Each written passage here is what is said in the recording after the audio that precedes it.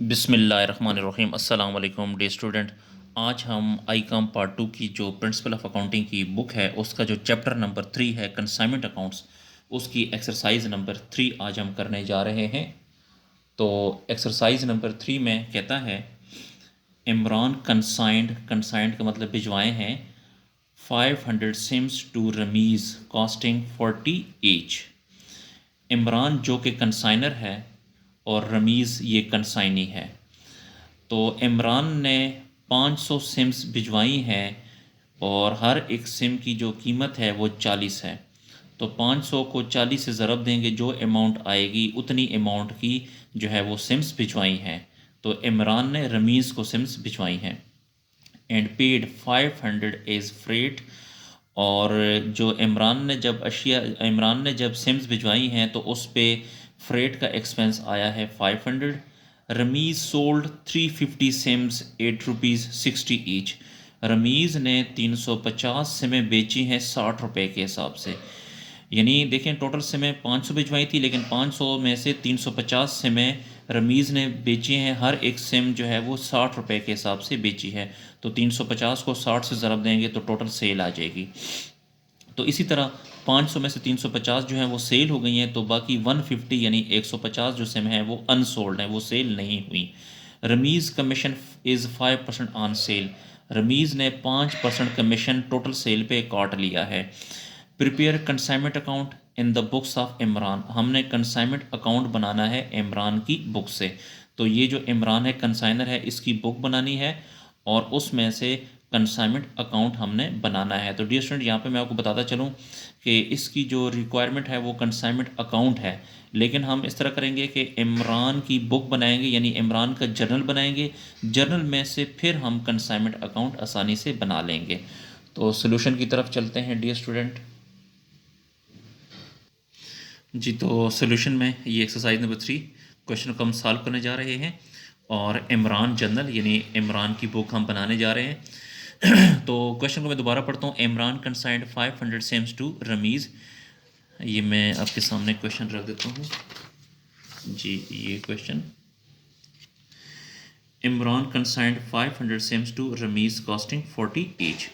500 सिमें भिजवाई हैं इमरान ने 40 ईच के हिसाब से। तो सिम्स भिजवाने की एंट्री, तो देखें इसने गुड्स भिजवाई हैं, सिम भिजवाई यानी इसने गुड्स भिजवाई हैं। तो गुड्स यानी सिम्स यहाँ से गई हैं, जो चीज़ जाएगी वो क्रेडिट। तो गुड्स को क्रेडिट करें, तो यहाँ पे लिखें goods sent on consignment account. और ये जो गुड्स भिजवाई गई हैं किसके बस, कंसाइनमेंट के बस। तो कंसाइनमेंट को डेबिट करें,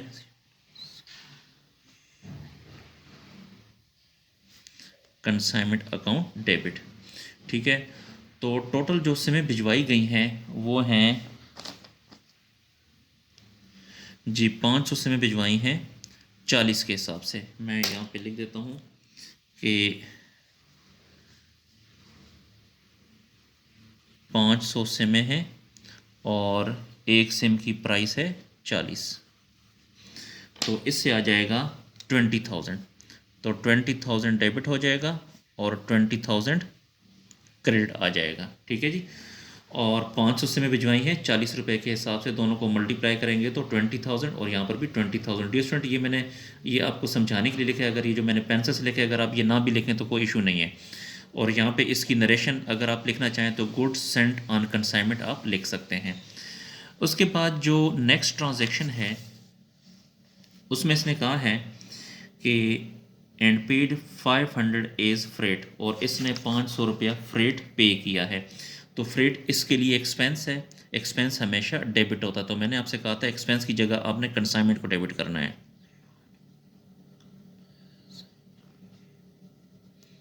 तो कंसाइनमेंट अकाउंट डेबिट, जब इसने फ्रेट पे किया तो इससे कैश गया है, जो चीज़ जाएगी वो क्रेडिट।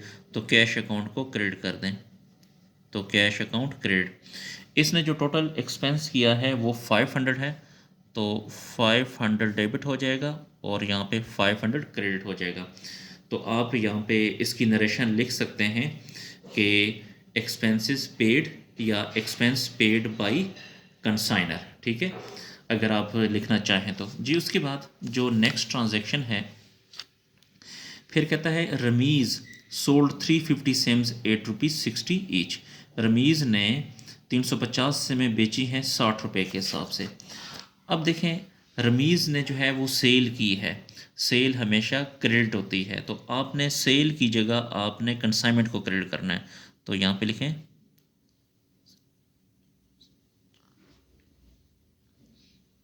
Consignment account credit. ये जो सेल है किसने की है? रमीज़ ने, तो रमीज़ को डेबिट कर दें, Ramiz account debit.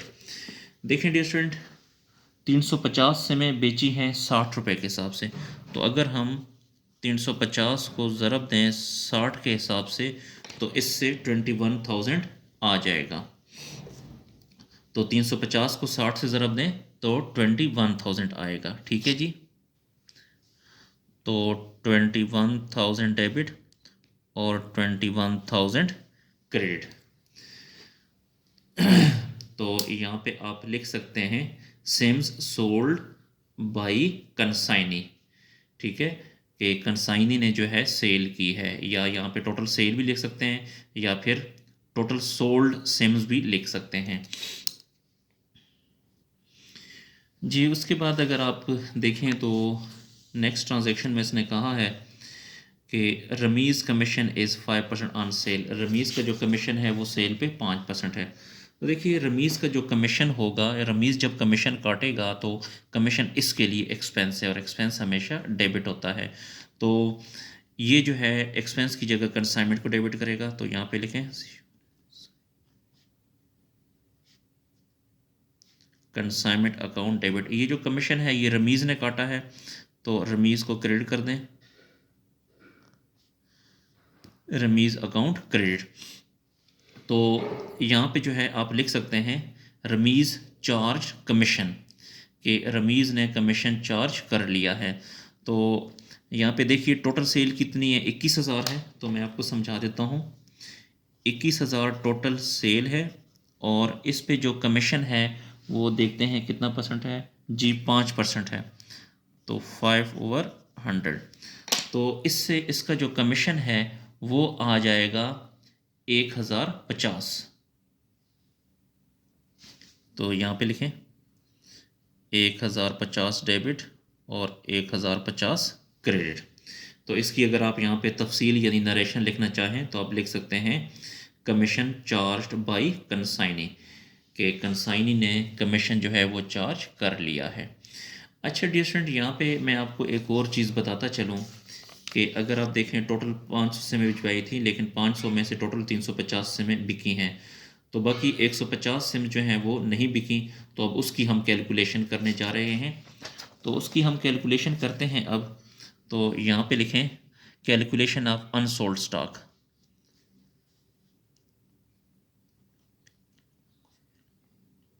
Calculation of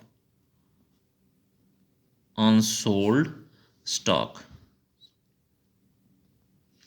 calculation of unsold stock. तो यहाँ पर आपने लिखना है अनसोल्ड स्टॉक जो है, अच्छा तो 150 से में जो है वो नहीं बिकी, तो यहाँ पे लिखें अनसोल्ड स्टॉक,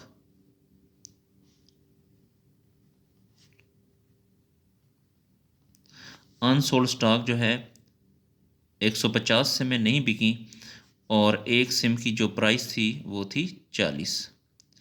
तो देखें ये 40 रुपये के हिसाब से भिजवाएं थी ना, तो जो बच गई हैं तो उनको भी आपने 40 से मल्टीप्लाई करना है, तो इससे आ जाएगा 6,000। 150 को 40 से मल्टीप्लाई करेंगे तो 6,000। फिर भिजवाने का 500 से में भिजवाने का ख़र्चा था 500 रुपया, तो यहाँ पे ऐड करें डायरेक्ट एक्सपेंसेस। डी का मतलब है डायरेक्ट, और एक्सपेंसेस ये डायरेक्ट एक्सपेंसेस, जो भिजवाने का खर्च होता है वो डायरेक्ट एक्सपेंस होता है। तो ये देखें ये 500 समय पे भिजवाने का खर्चा था 500, तो 500 सिमों पे भिजवाने का खर्चा था 500, तो कितनी बच गई 150। तो 150 पे कितना होगा, तो डियर स्टूडेंट 150 को 500 से मल्टीप्लाई करें, जो आएगा उसको 500 पे डिवाइड करें तो आपके पास आ जाएगा 150। 150 इन दोनों को प्लस करें, 6000 प्लस 150 तो 6150। ये जो है ये अनसोल्ड स्टॉक है, ठीक है, यानी 6150 रुपये का जो स्टॉक है वो नहीं बिका।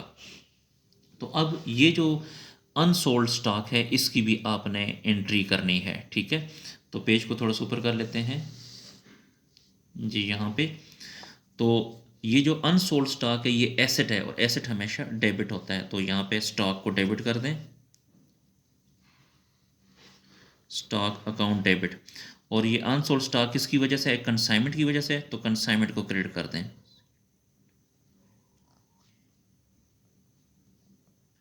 Consignment account credit. तो अनसोल्ड स्टॉक की जो प्राइस है 6150, 6150, यहाँ पर भी 6150 जी। उसके बाद फिर अभी हम कंसाइनमेंट अकाउंट बनाएंगे, ठीक है। तो यहाँ पे लिखें कंसाइनमेंट अकाउंट,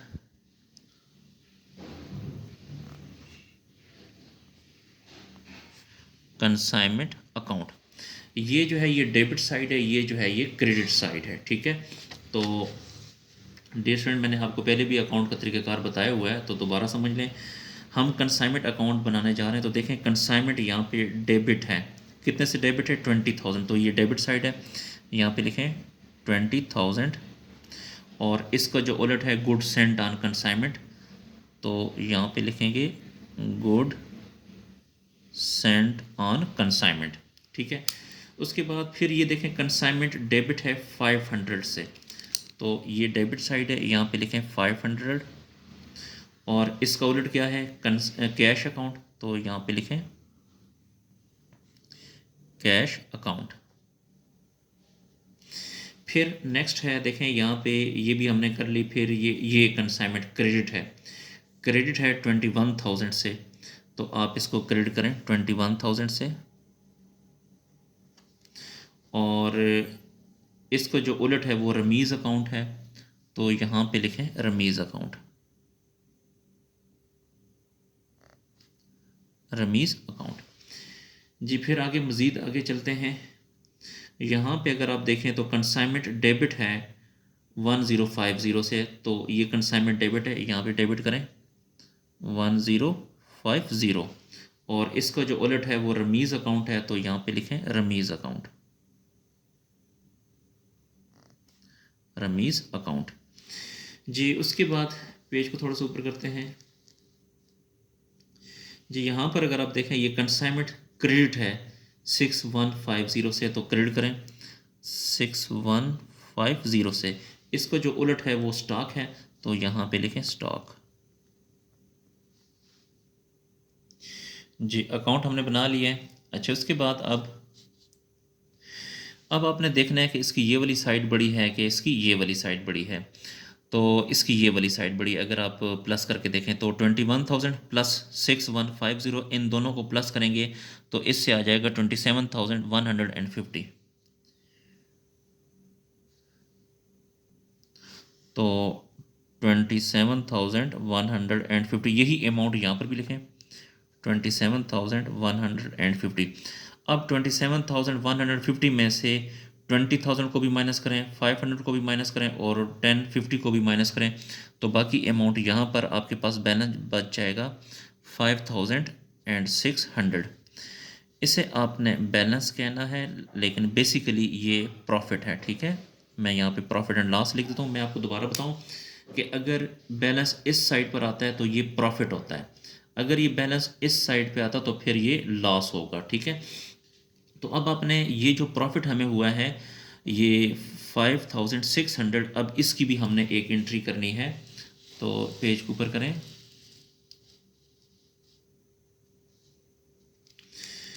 जी। ये जो है प्रॉफिट है, तो प्रॉफिट हमेशा, प्रॉफिट इनकम को कहते हैं, और इनकम हमेशा क्रेडिट होती है, तो इसलिए आपने इस प्रॉफिट को क्रेडिट करना है, ठीक है। दोबारा समझें कि प्रॉफिट जो है हमेशा क्रेडिट होता है, याद रखें। तो प्रॉफिट को क्रेडिट कर दें, profit and loss account credit. और ये जो प्रॉफिट है किसकी वजह से हुआ है? कंसाइनमेंट की वजह से, तो यहाँ पे कंसाइनमेंट को डेबिट कर दें,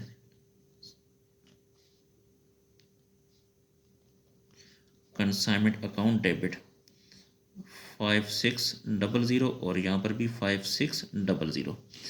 उसके बाद डियर स्टूडेंट एक आखिरी एंट्री भी होती है जो मैं आपको हमेशा कहता हूँ कि जब भी आखिर में ये जो पहली वाली एंट्री है ये गुड सेंट ऑन कंसाइनमेंट, ये क्रेडिट है, इसको ख़त्म करने के लिए डेबिट कर दें और इसको ट्रेडिंग अकाउंट में ट्रांसफ़र कर दें। ये बिल्कुल लास्ट एंट्री है हमारी, इसको आपने यहाँ पे करना है। तो good sent on consignment, goods sent on consignment account debit और trading account credit, trading account credit. वो 20,000 से था तो यहाँ पर भी 20,000 और यहाँ पर भी 20,000। ये डियर स्टूडेंट आपने लाजमी ट्रेडिंग अकाउंट में ट्रांसफ़र करना होता है, इसलिए ये लास्ट एंट्री जो है ये ज़रूरी होती है। तो इसके साथ ही डियर स्टूडेंट हमारा जो क्वेश्चन है वो कंप्लीट हुआ, इसको नोट कर लें। डियर स्टूडेंट अगर आपको किसी पॉइंट की समझ नहीं आई तो आप कमेंट सेक्शन में जाकर मुझसे पूछ सकते हैं, और अगर आपको इस अकाउंटिंग का कंप्लीट सोल्यूशन चाहिए तो आप मेरे चैनल की जो प्लेलिस्ट है उसमें जाकर कंप्लीट सोल्यूशन हासिल कर सकते हैं। अगर आप मुझसे रब्ता करना चाहें किसी पॉइंट के बारे में तो आप इस नंबर पे मुझे फ़ोन कर सकते हैं, व्हाट्सएप पे मैसेज कर सकते हैं, रब्ता कर सकते हैं।